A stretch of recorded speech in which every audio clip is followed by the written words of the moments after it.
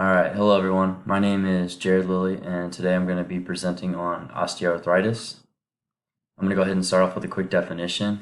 It is described as the degeneration of joint cartilage and the underlying bone. It causes pain and stiffness, especially in the hips, knees, and thumb joints. This medical term has three components, two word roots, and a suffix.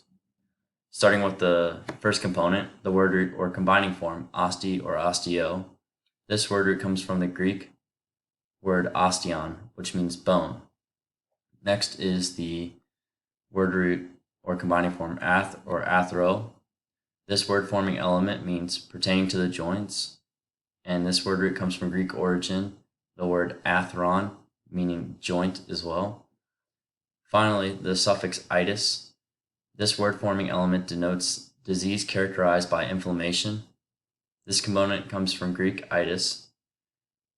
It is the combination of the feminine form of ites, and it is combined with the other Greek word gnosis, which means disease. So by combining these three components, we are given osteoarthritis.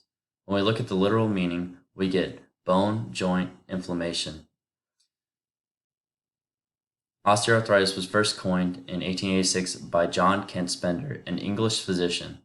Osteoarthritis progresses slowly, but leads to the degeneration of the articular cartilage surrounding the oste, bone, or athro, joints.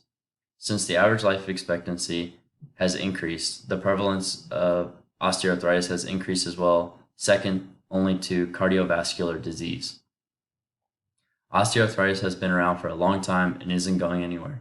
Since it has no disease-modifying drug, we should all be mindful of the chronic symptoms of osteoarthritis. Thank you.